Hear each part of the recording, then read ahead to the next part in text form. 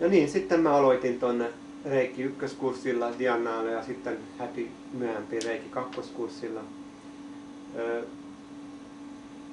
Oli aika tämmösi järkyttävä minun puolesta sen verran, ehkä mä kokenut energia sen verran, mikä ei oikeasti itsessä uskonut, ehkä mä ajattelen, tää on vain joku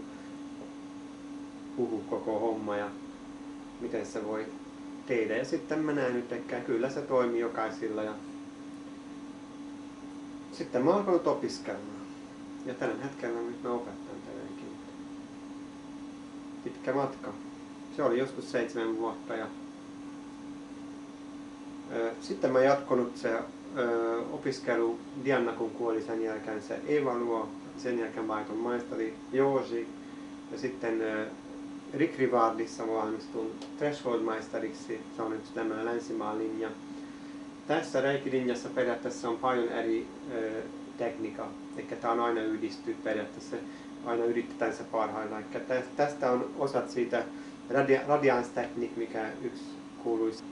Sitten alkuperäinen japanilainen reiki ja sitten traditionaalinen japanin reiki-metodi. Ja tästä sitten voi kysyä joku ehkä, mikä sitten oikeasti reiki TMI ja miksi tämä on reiki TMI ja miksi kutsutaan reiki TMI maisteriksi joku. Se johtui siitä ehkä,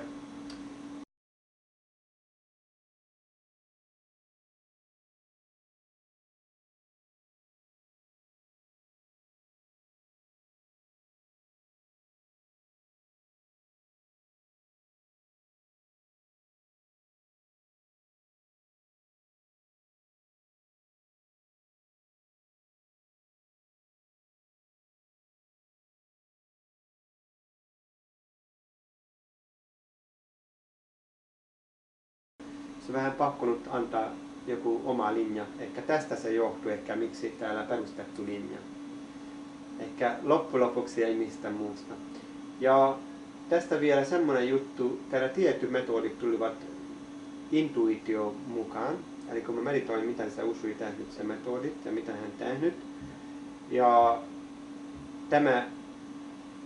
tämä lisätieto, se tuli siitä. Ja mä huomasin ehkä paljon voimakampi se vihkiys, kun ennen aikaa opiskellut. Ehkä niin sanottu voi sanoa, että se, minäkin olen opiskellut vihkiys, mä näen ehkä mikä siinä on ero.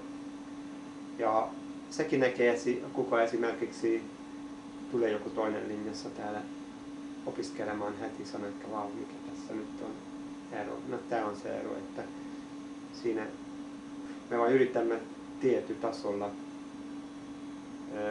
tehdä se parhaita, mitä se voi. Ja se tarkoitus oli vain sitä varten erottaa se koko systeemi, kun tämä on se metodit, mistä me teimme. Se on pikkusen erilainen kuin se toinen.